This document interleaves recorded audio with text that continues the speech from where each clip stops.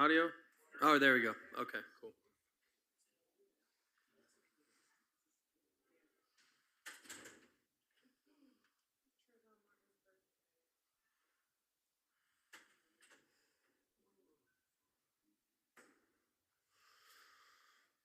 Seems open.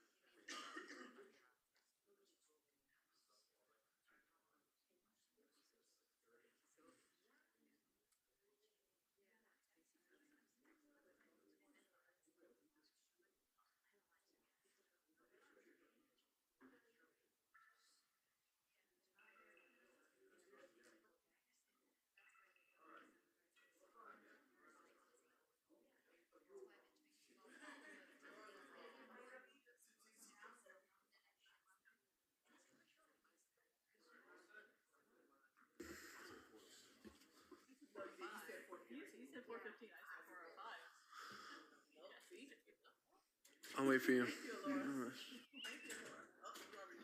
Okay, everybody. Good afternoon. Welcome to Dania Beach. This is our workshop meeting at 4:06 p.m. regarding the patch. Alora, can you please call roll? Mayor Ryan? Here? Vice Mayor Llewellyn? Hold on. Here. Commissioner Davis? Here. Commissioner James? Wait until 4:07. Here. Commissioner Salvino? Here. Executive Director Chen? Here. City Attorney Bootsas? Here. Chair, you have a quorum. All right, thank you very much. Okay, so let's dive right into business, and I will start with Director Chen. Thank you so much, Chair Ryan. I have a brief presentation to summarize information that we've had as well as continuing more information that we've gathered. I assure you it's not very long, but I'd like to step to the podium to present it. Please.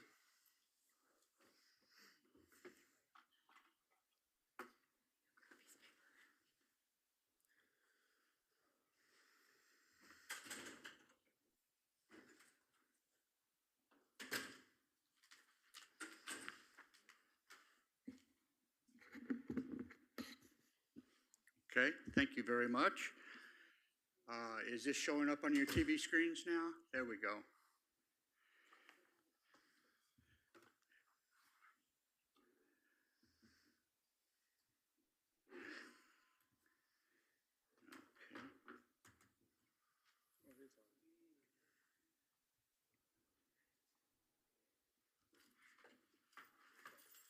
Okay, thank you. This is to remind you that the patch really was started with two primary goals in mind, was to improve the nutrition in our neighborhoods, and the second was to create a meaningful social interaction. And these two goals are reflected in the acronym that makes up the name, the patch. The patch current site at Dania Beach Boulevard occupies a 1.1 acre site. It is composed of 3 separate parcels of land. 2 of them are zoned residential. The third is actually a right-of-way that is not even recognized on the Broward County Assessor site. It does not have a folio number, and it's a bit odd. It is the blue piece in the center, and you see it's like an upside-down L with the L piece sticking out. It is actually the right-of-way of Northwest First Street. So the 1.1 acres includes right-of-way that you would never use for any other use. So the actual usable space in the site is probably slightly less than 1 acre. And it is a recommendation of the master plan that we tighten up these land parcels and perhaps replat it and so forth to get them recognized.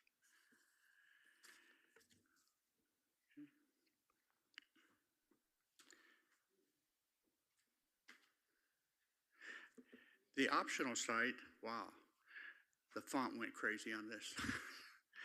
The optional site is consisting of 2 parcels.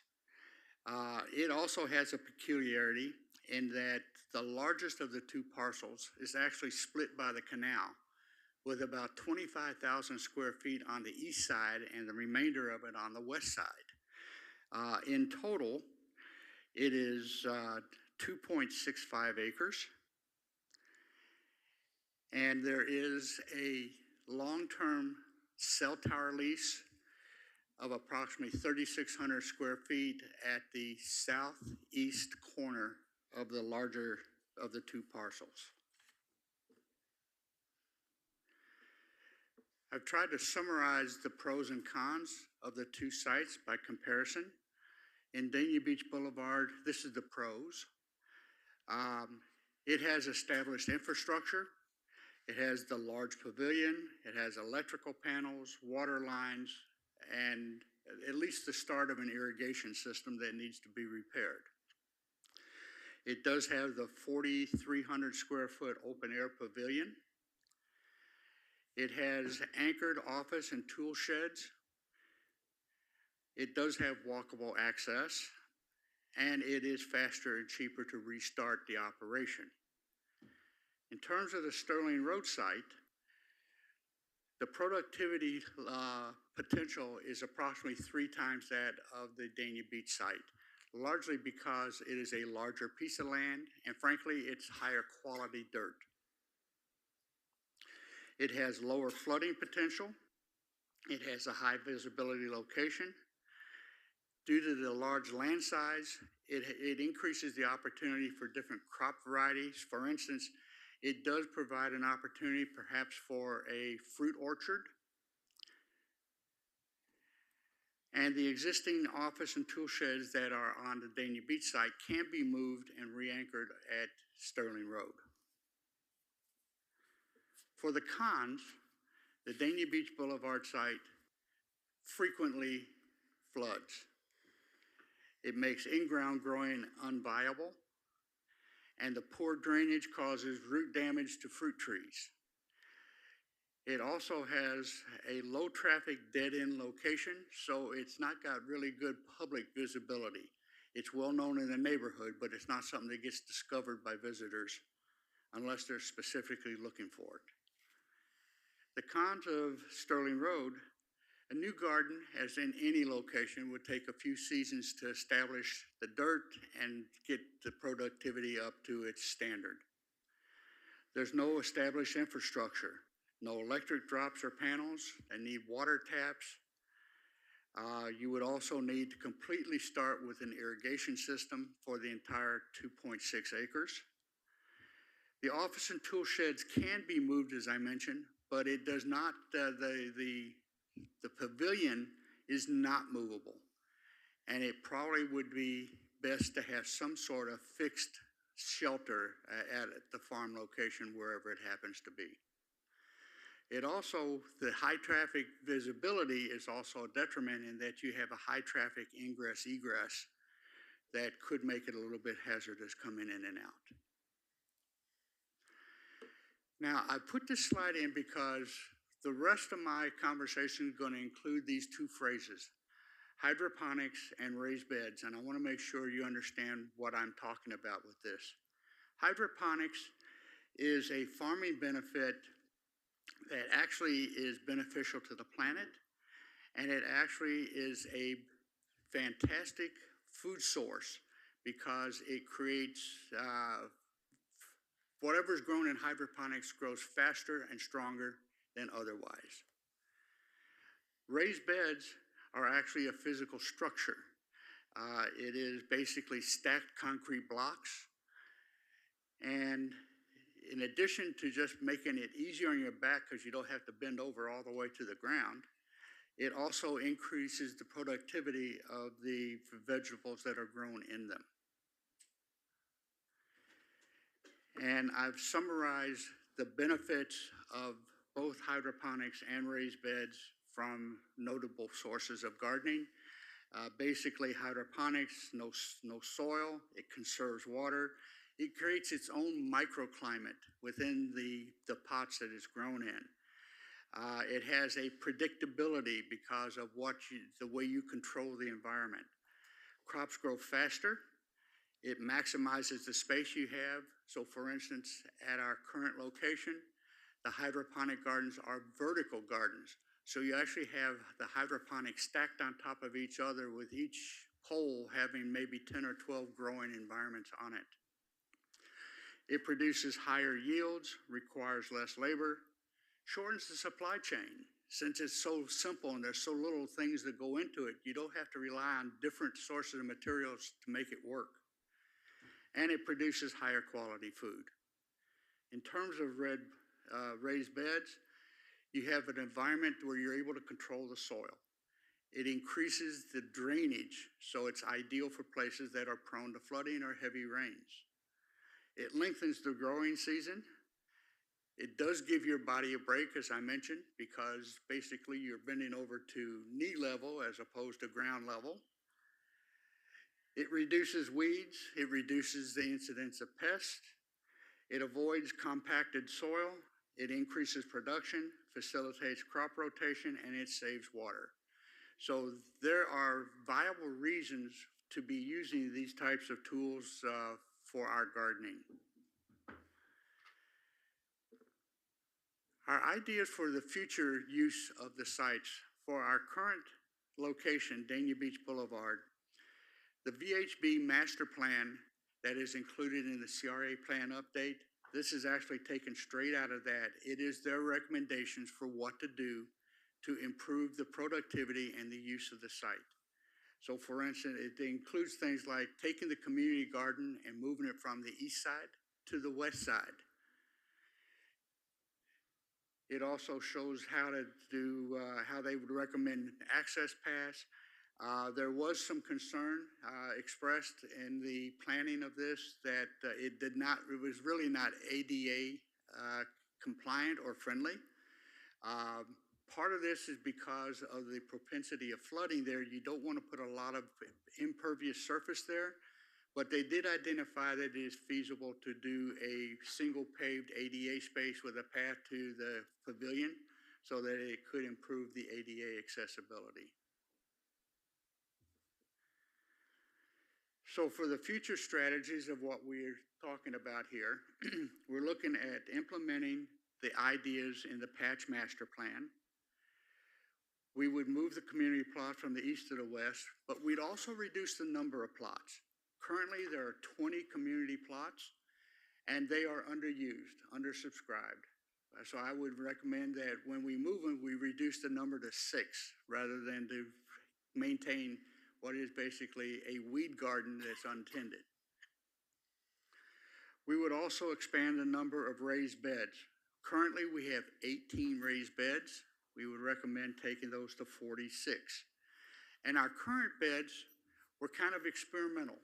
They were built with stacking 2 concrete blocks high. They are not mortared together. They are simply stacked, which facilitates the draining of the beds so that water doesn't collect in them and hold. All right? And we would also expand the hydroponic system because if you're expanding the raised beds, you need to expand the materials that will be transplanted into them, so you need more hydroponics.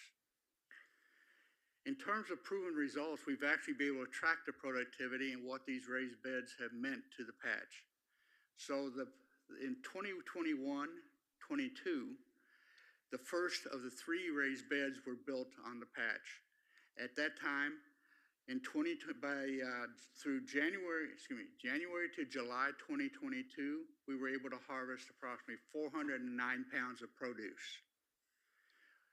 We expanded an additional 15 raised beds in 2022, and from January to March 2023, we were able to produce 1,780 pounds because of the impact of the better productivity of the raised beds.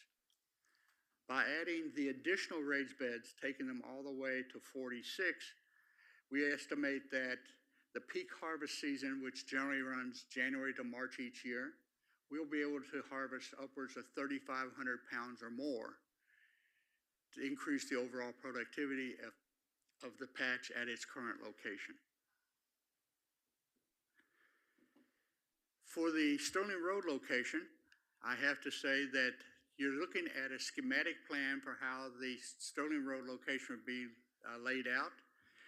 This plan was done by our lead farming coordinator, Bianca Maria. Bianca, would you stand and just introduce you finally to the CRA board? She's the one that came up with the idea how this would lay out and why it makes sense to do so. This plan was reviewed by Jamie Castoro.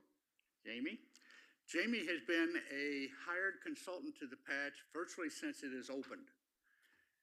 And she has been contracted every year, and her expertise in crop rotation, farming techniques, and so forth have been invaluable.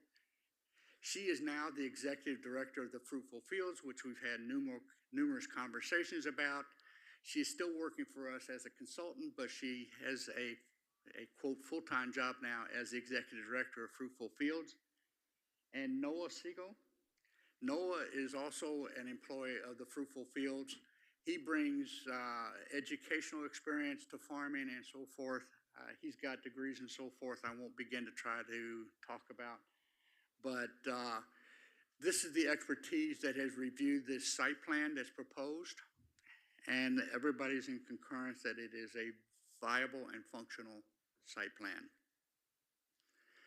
In terms of the future strategies for Sterling Road, we would move and anchor the sheds from Dania Beach Boulevard to Sterling Road. Need to set up the infrastructure, electrical drops and panels, water, and irrigation systems. We would look to construct raised beds for most of the vegetable growing. Even though the soil's better, the productivity will be better, and it'll be more predictable and dependable being done in raised beds.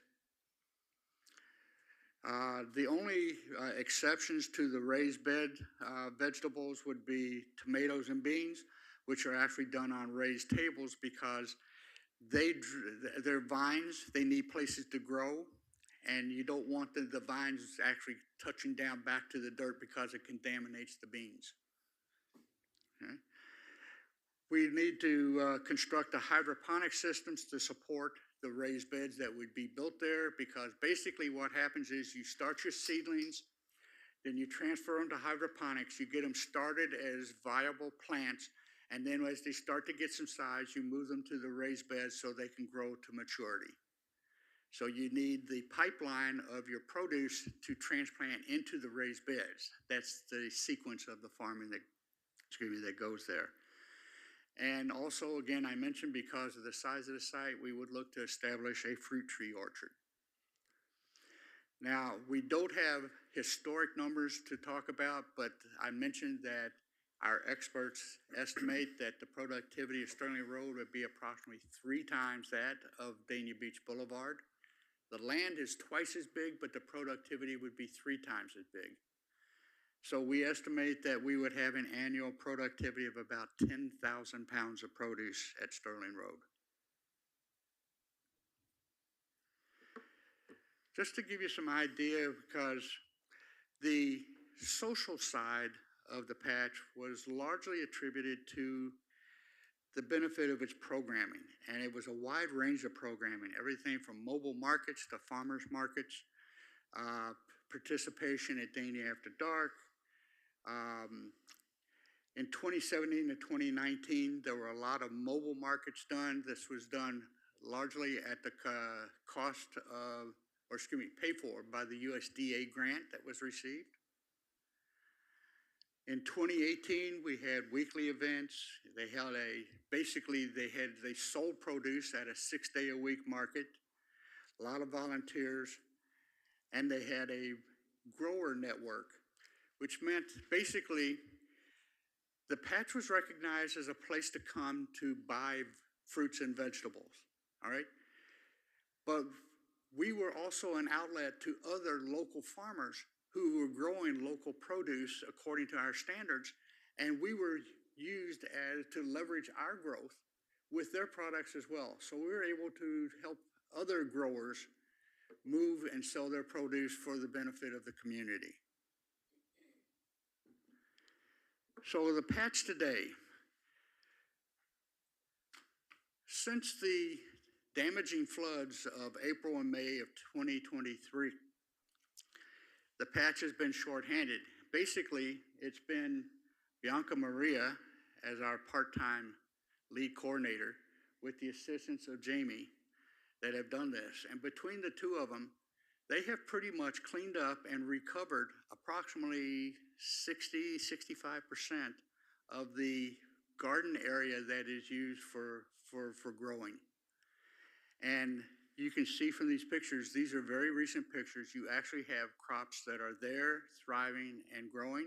And in fact, just to help you with your thought process, our patch people, they actually brought samples of some of the vegetables that are grown in there for you to take with you if you're interested in fresh vegetables. You can also see that there's the lower right-hand center is the hydroponics. A lot of the hydroponic capabilities have been restored to produce the pipeline that's needed. And in fact, the far right lower corner is a closer shot of the hydroponics. I would put that in because frankly, it's in the past, I think 2 weeks, that NOAA actually came out and repaired some of the electronics of that to help it function better. But as I also mentioned, only about 2/3 of the existing garden area is actually recovered. So you can see these are pictures of some of the north areas and outlying side areas of the patch that have not been recovered. It's basically overgrown with weeds. We need to get sufficient labor and so forth to recover this. Now these areas also, besides the labor, most of these areas are not serviced by our malfunctioning irrigation system. So even if they cleaned it up, they wouldn't necessarily be productive for growing something. So that's why they were a lower priority to recover from the weeds. And to give you an example, I actually included 2 pictures on the left side of this. The right of the pair shows one of the raised beds with proper irrigation. You can see there's vegetables thriving in that raised bed. That picture to its upper left is a raised bed where the irrigation system is damaged. And you can see that there's only sporadic growth where there's a little bit of water dribbling from the irrigation system. So this is why replacing and repairing the irrigation system is so important, because even under ideal conditions, without a proper irrigation system, it doesn't grow well. So to summarize this, both sites have advantages and disadvantages. We have identified ways to mitigate or reduce the disadvantages on both sites. And interesting enough, basically the solution is the same for both sites. It's the hydroponics and raised beds. All right? Both sites will benefit from using the hydroponics and the raised beds, and it will make them more productive at his current location or extremely productive at the Sterling Road location. So I want to leave you with your thought for discussion that frankly, both sites are viable locations for the patch for its ongoing needs. They can both be mitigated for disadvantages, and basically it comes down to what your personal impressions and feelings are for which site benefits the overall purpose of that suits you and the community the best. And that's my presentation. Do you have any dollar figures, Mr. Chen? For doing this, I have some pieces. For instance, we actually have quotes for replacing the entire irrigation system at the current location on Dania Beach Boulevard. Those quotes run between $30,000 and $33,000.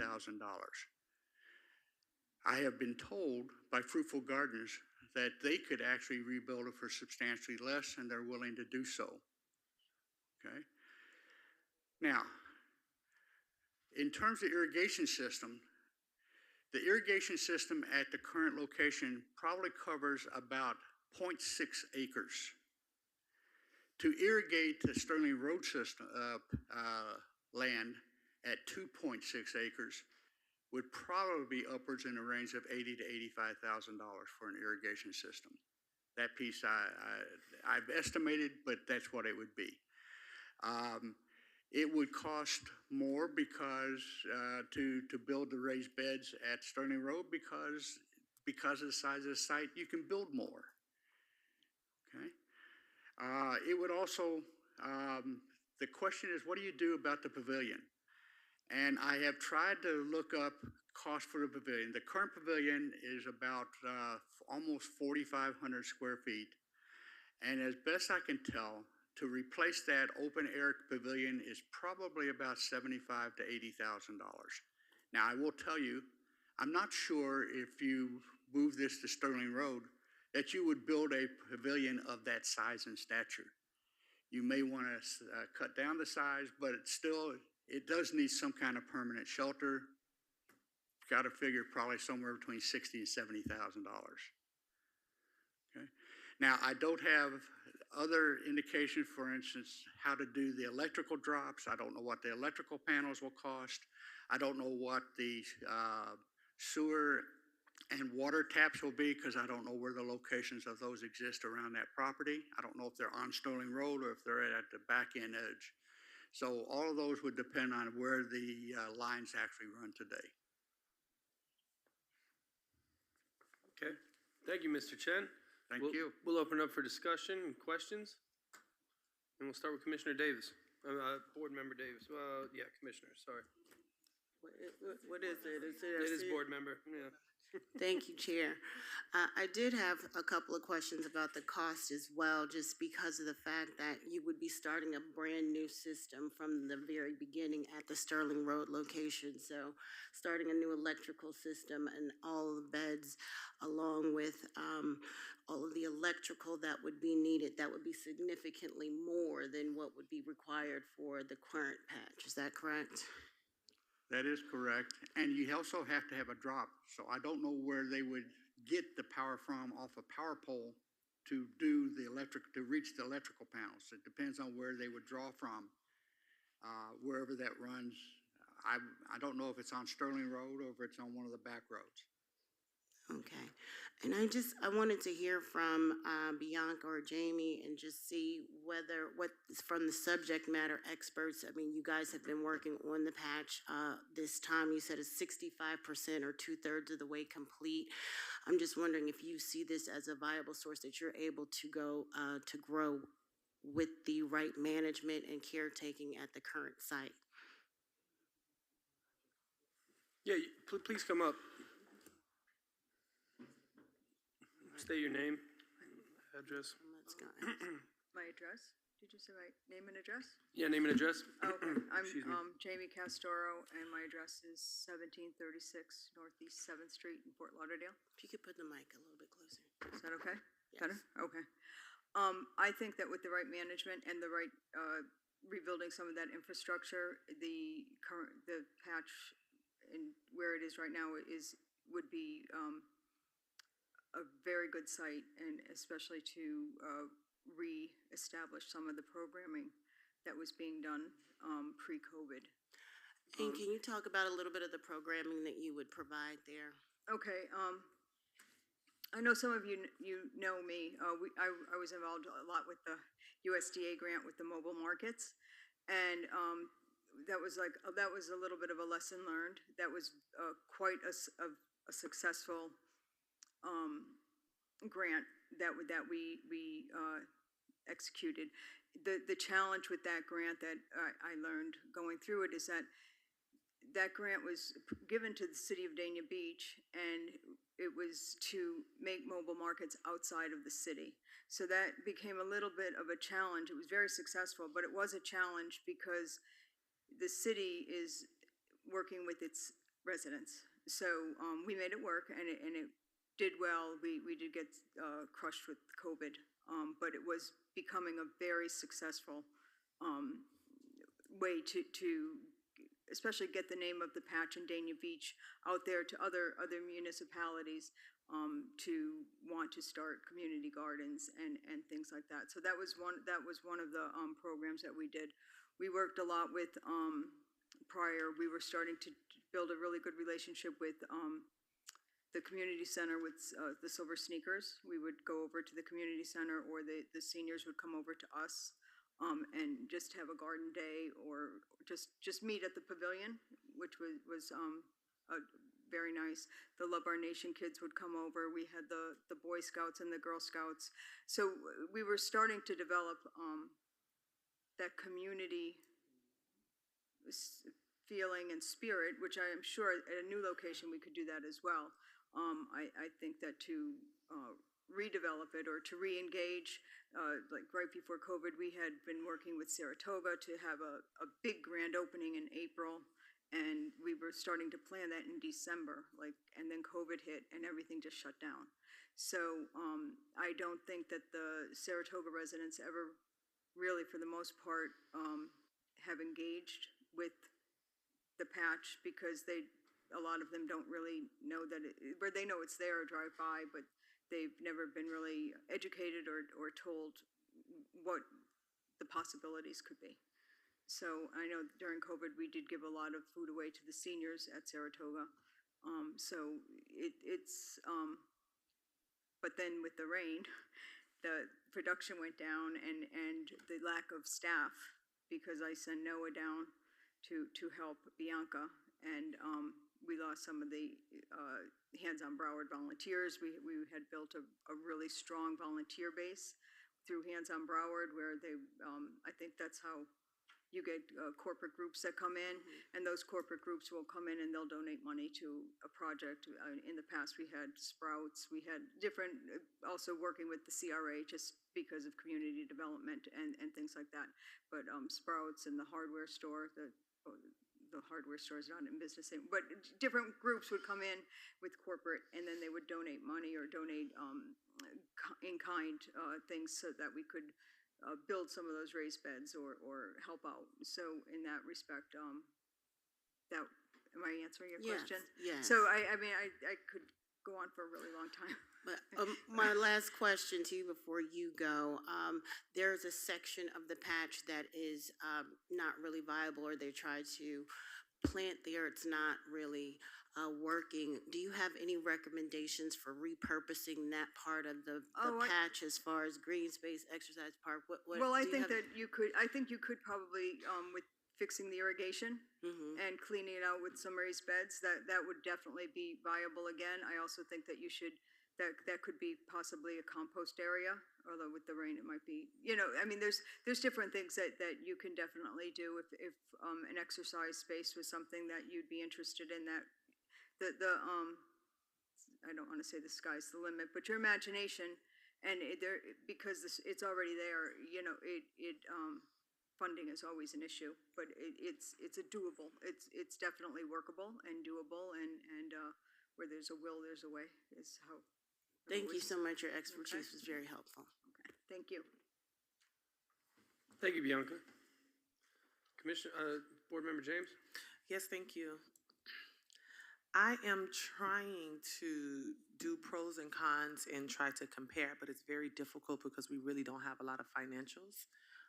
We were to come here and discuss why we would want to keep it or just our thoughts on things. And I still don't know, like, how much are hydroponics? How much would it be to add additional hydroponics to the current location? That way you kind of deal with the flooding issues that we have there versus, how much is it going to cost again to have all the wiring and electric and irrigation and those things at the new place. How much is it going to cost for a pavilion? How big do we want it? How small do we want it? Because right now we have a pavilion that I think is very sizable for the location, but if you're going to put this on a location that's even larger, do we need a larger pavilion? And so I'm a little disappointed that we don't have all of the information that we need in order to really have this conversation. I know that a lot of the programming that was shown in the presentation was 2018, and that definitely was a time where the patch was heavily programmed. It even had, little cooking, little shows, if you will, and yoga. And I do think that this location could be a viable location, even if we wanted to tie a part of it into Parks and Recreation or what have you. But, we've done this, we've had this master plan approved for a very long time, and I don't think we've done one step in the master plan. And so I think that it needs the proper programming. I think even when we're talking about the plots, right, going from 20 to 6, I think that you could keep them at 20 if it was properly programmed. If you went out to the schools, had competitions with the different schools, you had different competitions with the community in Saratoga or our seniors. I mean, literally with the right person managing that patch, there are a lot of things that can happen instead of us looking at it as we're wasting money on a site that's not being properly managed. And so what drainage improvements, and I don't know if this is a staff question, but I would want to know if the drainage improvements that are happening on Northwest 1st Street, if that has an impact on the drainage at the patch. Do you know that, Mr. Chen? Actually, I don't know about the street drainage projects, but I can tell you there are 6 stormwater drains on the current site, and no one of our current memory knows when the last time they were cleaned out. Well, did you request it? They are there.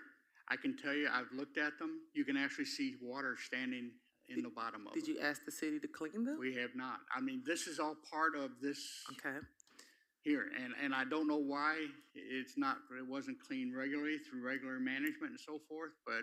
Well, I know when I have a drain where I am, if I see stuff in it and it's blocked, I'm going to contact the city and ask the city to clean the drains out. I mean, but do we know if there's connectivity from where those drains run?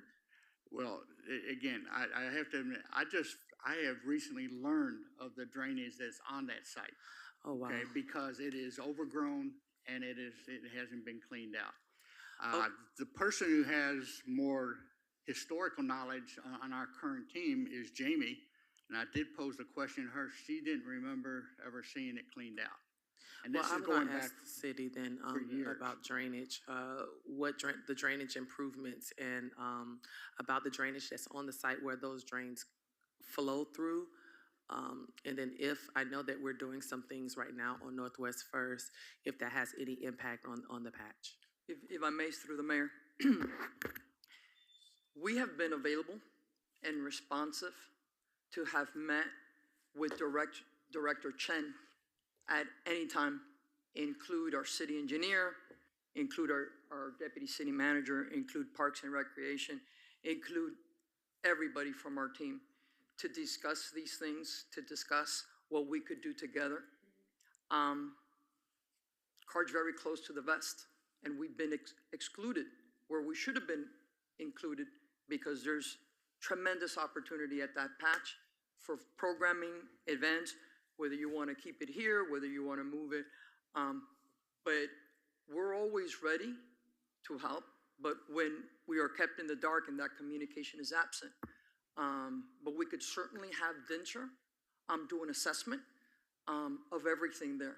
to see how we can better work together. Okay, but I'm asking about the drainage on Northwest First. Does that have an impact of the patch? No? No. Okay, and then those drains that are currently there, are they, I don't know if I'm gonna say this correctly, but are they just a big drain that's there, that is a holding kind of basin, or are they flowing to a canal? We would need to do an assessment to better give you Okay. the correct information. Okay, thank you.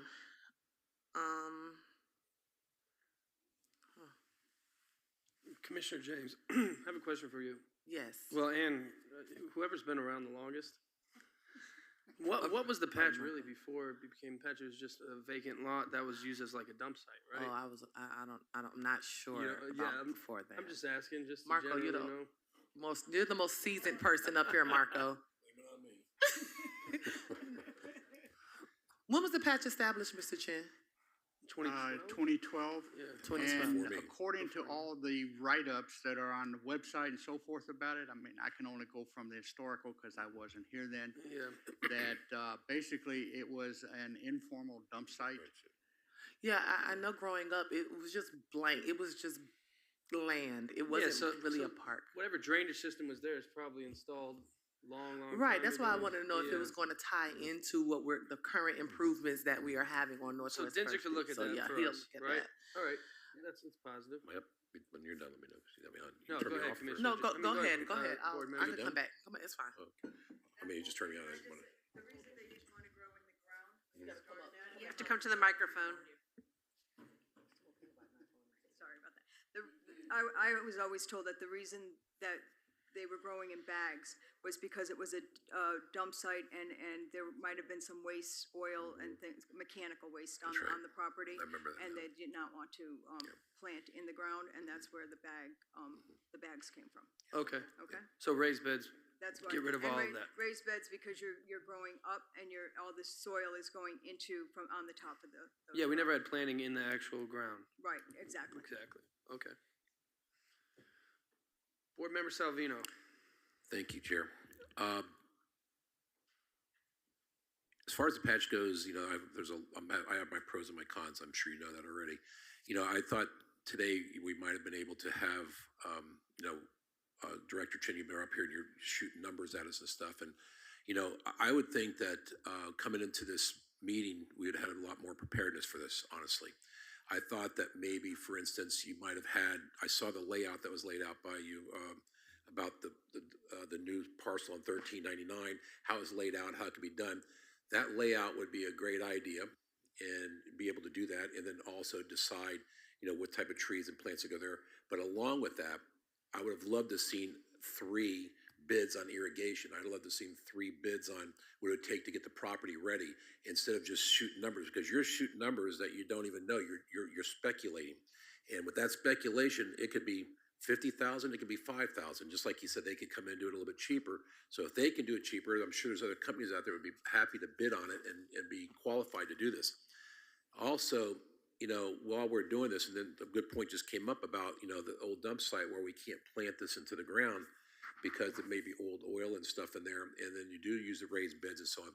Maybe it's more feasible on some of that property to reassess that property for different use, and to use half of the property where the shed is already there instead of moving the shed. And as the city manager said, maybe get with figure out a way to do events of some type or bring people in there. But you know, again, we should have a schedule, a proposed schedule of what can be done.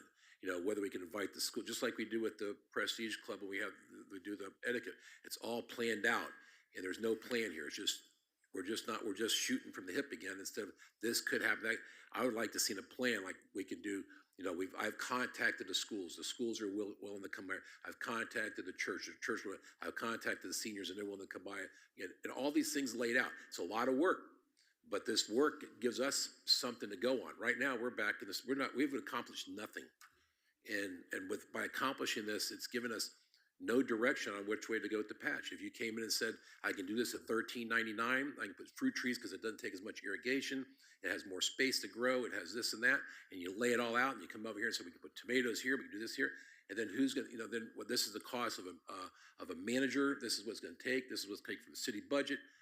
All this comes out, we have nothing to go on here. And so I'm not gonna drag it on, but my point is right now, this is a big waste of time because we're not getting anywhere with any plan other than the fact that we're deciding whether we want to go and put the patch on Sterling Road or put the patch where it is and invest money that we don't know how much. So I'm not happy with any of this meeting, to be honest with you. And I think we're at a dead end again. Thank you.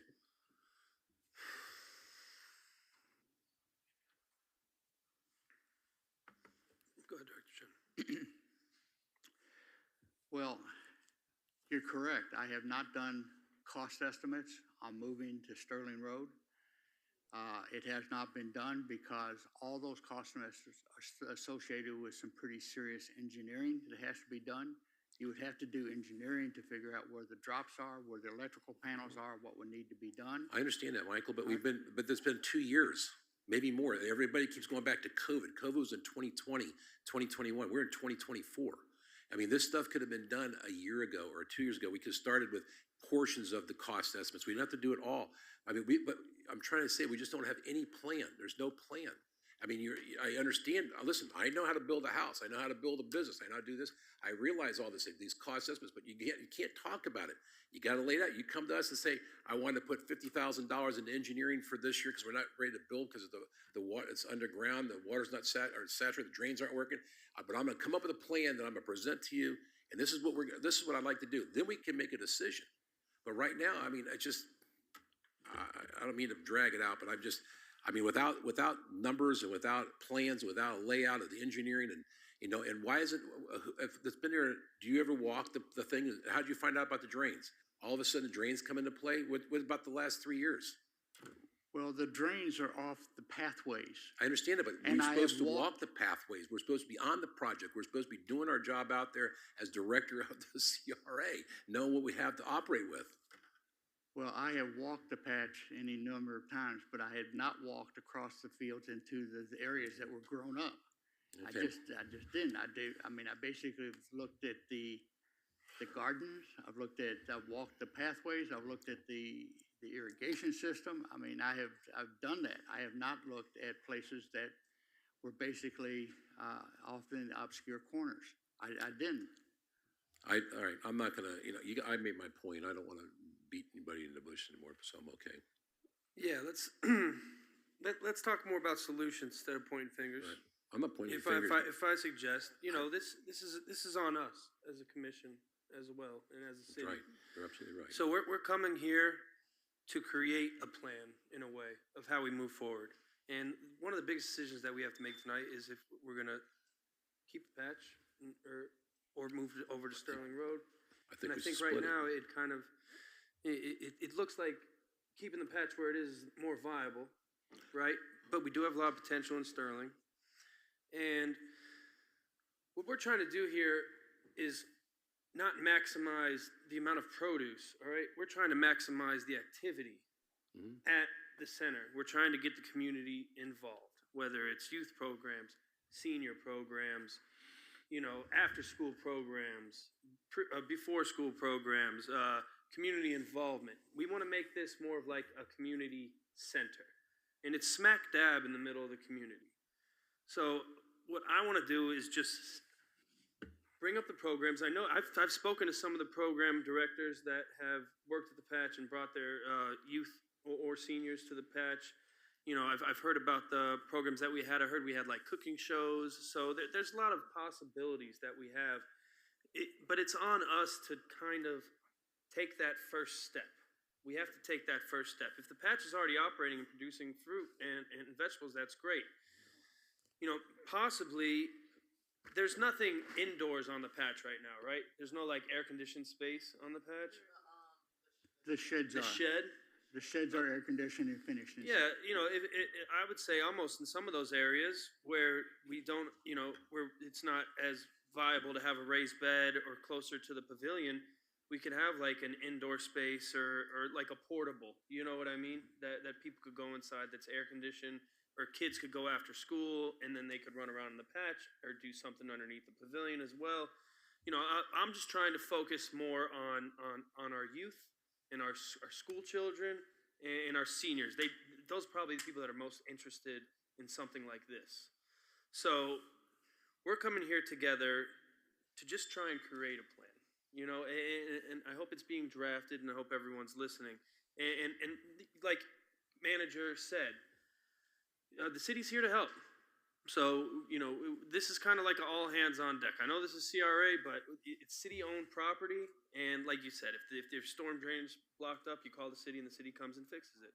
So we want to activate this site. We want to get it back going again. And, you know, the other possibility on Sterling Road that we have that there, that's great. So say we start building up the patch where it is now, and then we could spill over to the Sterling Road site if it still stays like that.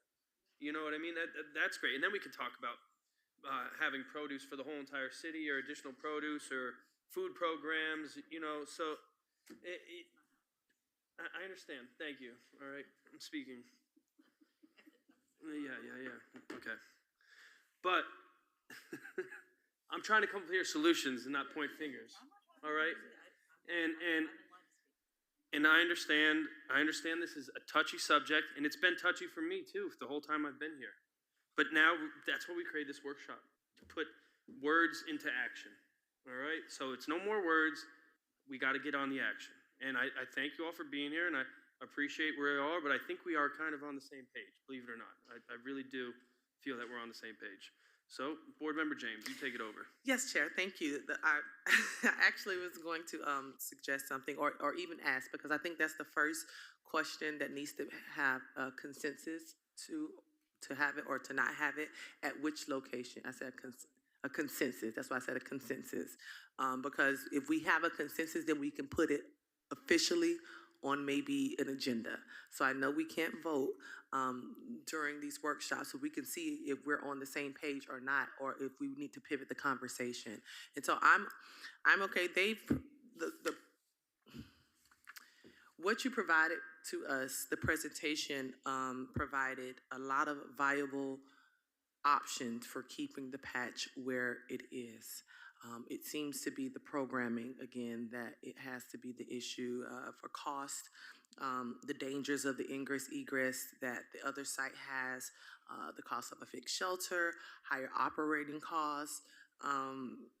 You know, those are really big reasons why, and I think that with building CW Thomas Park, we absolutely have the ability to have some of the programming from there spill over to the patch. And so I'm in favor of keeping it at the current location. I want to see if we at least have a consensus for that part. And then I know I'm going to allow you to speak, but I'm going to see with the other members if we have a consensus, so then we can go deeper into what we want that to look like and those type of ideas. But if we don't even know if we want to here or there, I think that's where where it comes in. So do we have the consensus to keep it at the patch? Yeah. Yes, that's we fine. don't have to ask for consensus. Like it's. That's fine, but I just want to make sure we're on the same page, because if we're split or we don't even have an idea, if we're talking about which site, I don't want to talk about programming both sides. I want to talk about first where the site is going to be. And then when we decide that, we can decide whatever. So that's my consensus in favor of keeping the patch as where it is. Thank you, Board Member. Vice Chair? So here's the problem. As what Board Member Salvino said, there isn't enough information here. And I don't think there's enough information here even to make a decision as to which location to go with. Because you have a little bit of information, but you really don't have complete information. You need something more with the numbers. The numbers that you're giving us about replacing the irrigation, is that one time, or is it, what if we have another flood? Are we going to have the same issues again? There could be multiple times, whereas in another location, it might be up higher and you wouldn't have the same issues with the flooding and the drainage problems. So I think there needs to be a more in-depth evaluation of this before we can even make a decision as to which location you would look at, because it's not here. The numbers are not here. These are a lot of guesstimates. There's nothing specific. And I'm not comfortable saying keep it where it is based upon what I've seen already, what I've heard already, because I'm not really getting a full picture of it. And you know, when we've met in advance of this as well, and I still don't feel like I'm getting a full picture of it. And I don't feel like, if you're going to do programming, I don't even know why you'd have to go outside for that when we have a very qualified Parks and Recreation department that's great at doing programming. And that would make more sense to me. And then you're keeping it in-house and you're not even spending the extra money and spending the extra expenses for something that you don't even need because it's already here. But I'm not even comfortable making the decision as to which location it's going to be at this point because I don't feel like we have all the information. We need more information as far as numbers are involved, as far as potential for having to continue to replace things over and over and over again. And as opposed to just making one investment that might be a little bit more, but it might actually last longer. That's all. Thank you, Vice Chair. Board Member Salvino? Thank you. Listening to both sides of this, I in the consensus and so on, I think that, you know, if the patch is where it is now, if there's some sections in there that are viable to grow, you know, I think we could probably use that to start off with a little bit to, you know, get some things on track and keep the patch viable. But I think that really we, you know, in regards to 1399 in that there, I think, going back to my original statement, I think if we allow or have a consensus to let the patch start going where it is, the little bit of space that may be growable, but come back in maybe another 30 days with another workshop, and let's have this program laid out and say, this is what we can put at 1399. This is what we can do at the original patch location.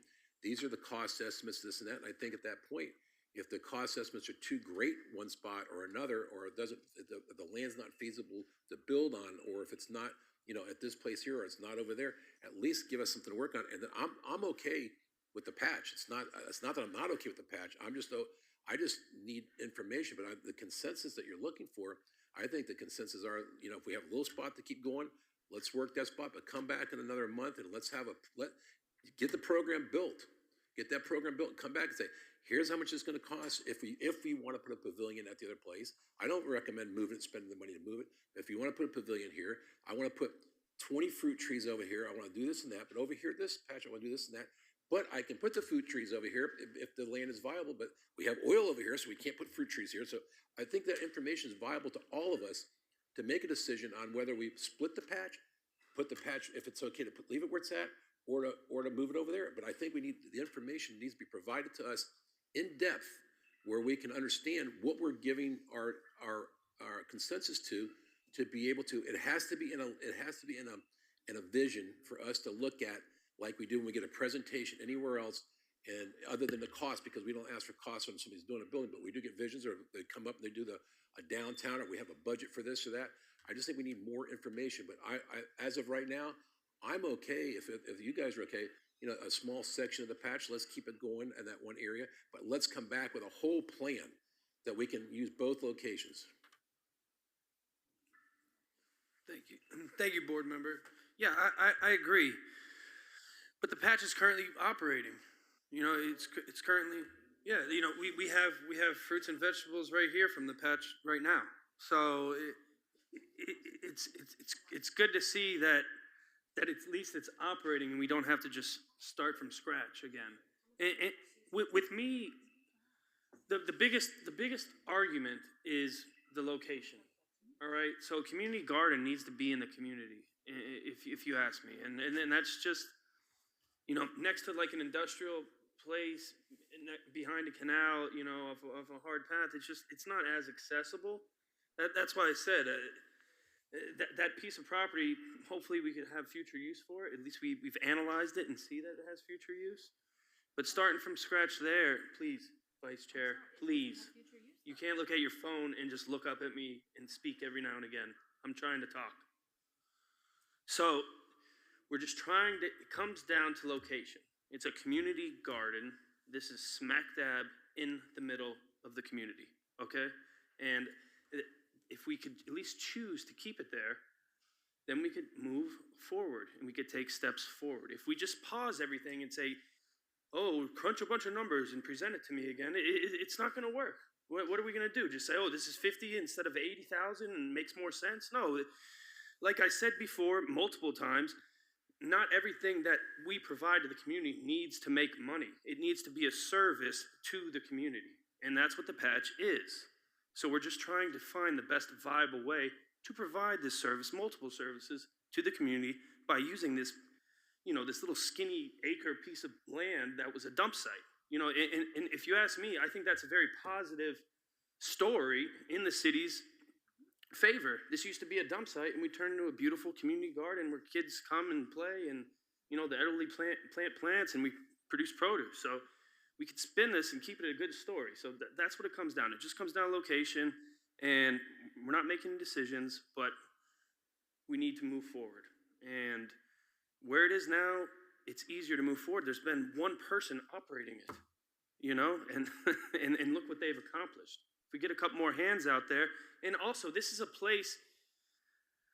staging point for a place to make donations. It's a staging point to meet, and then you go from there, to do like some type of community walk around or whatever, or like they said, they had booths there, right? To sell produce. People know they could go there and maybe get a fresh head of lettuce for a discounted price. That's nice.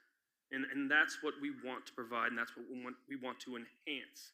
I know we talked about the wonder years of 2016 to 19 in the patch, but I think we could do a lot better.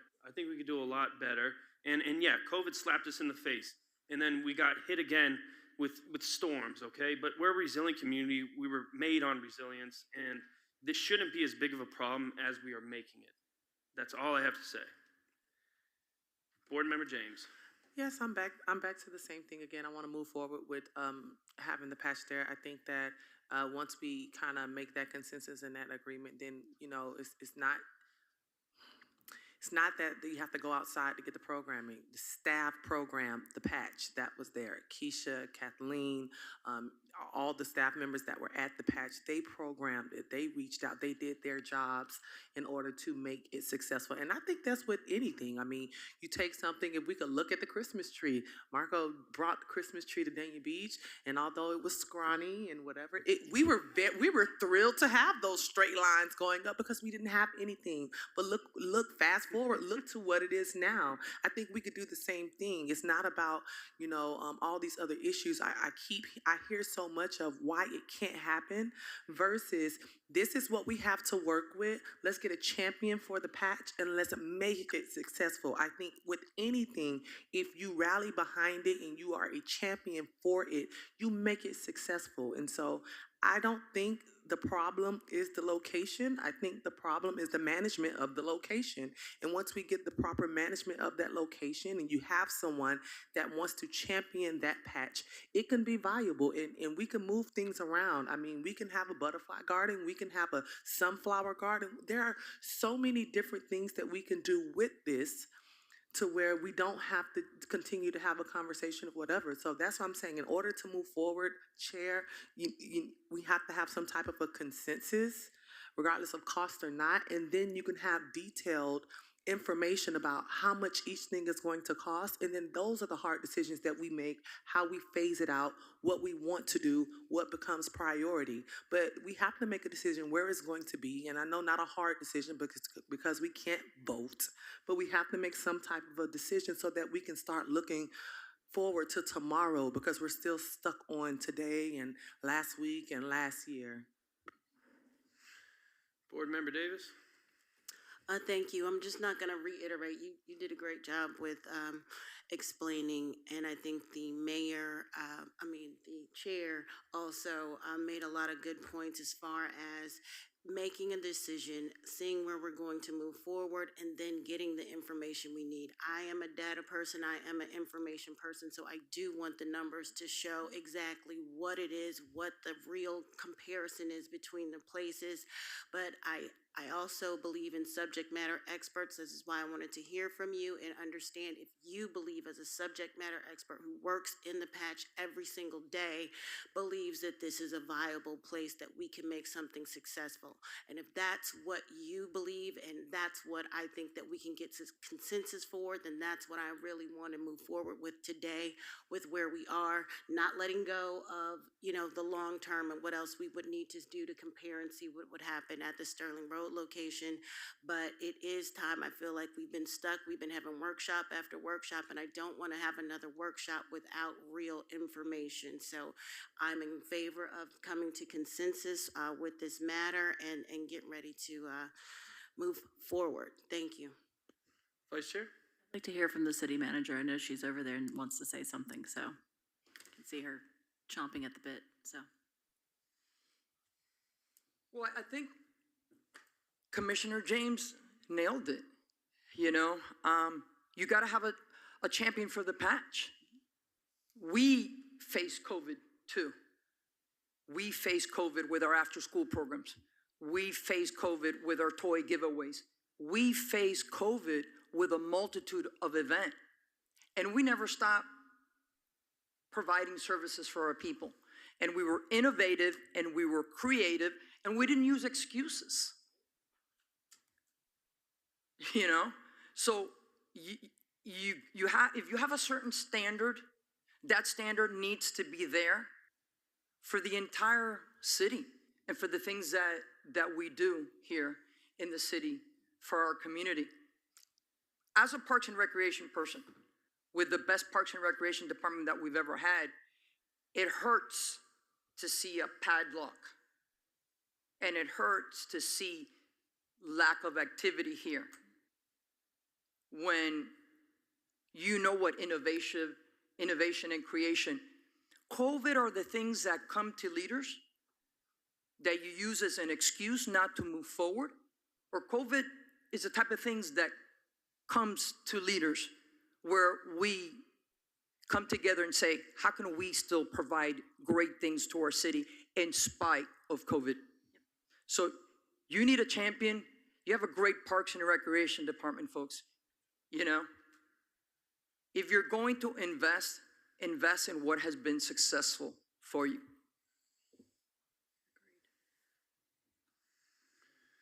Thank you, Manager Garcia. Anybody else like to speak? Director Chen? Well, I'm very interested in your direction, and I will tell you, I do recognize I have not provided you with information or specific cost with the idea of moving to Sterling Road. I have not done so because there's a lot of engineering that would have to be driven to come up with those costs, all right? And I have been reluctant to pay that kind of engineering fee on a destination that doesn't have a decision on it. And I know it's kind of a chicken and egg situation. Do you make the investment and then make the decision? Or do you at least have a direction for the decision and then make the investment of what the cost would be? But I would expect it's tens of thousands of dollars to get actual electrical costs, water costs, sewer costs, and that type of stuff, just to get the estimate of those costs.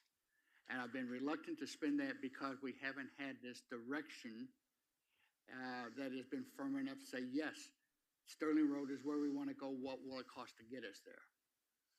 No, I agree, Mr. Chen. Yeah, to get estimates does cost money.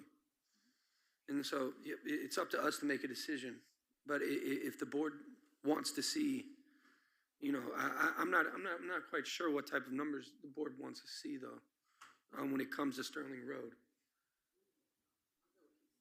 Yeah, because that's what I'm saying. If we have a consensus, then it's a waste of money, Mr. Chen. That's why I totally agree with what you just said. So at least we have this workshop, and I think it was a productive workshop. So our meeting is next Tuesday, correct? And I plan on the board making a decision and making a vote next Tuesday. I do have a question in addition to that then. Please. Clearly part of this whole thing is starting to get sufficient labor to operate that farm, as well as to start doing the maintenance and so forth that's needed there. It is not on your agenda for next week yet. Can you get it ready in a week? I would like to put the Fruitful Fields contract up for your consideration at the next meeting. Please. I'm not calling for your decision now. I just like the permission to do it because it's kind of late on the agenda. As much information as you could bring to our CRA meeting, we would really appreciate it. I have all the information on the Fruitful Fields contract that's ready to go with your permission to put it up. Wonderful. Okay, no one else? I see no one else. Meeting adjourned. Thank you, everybody.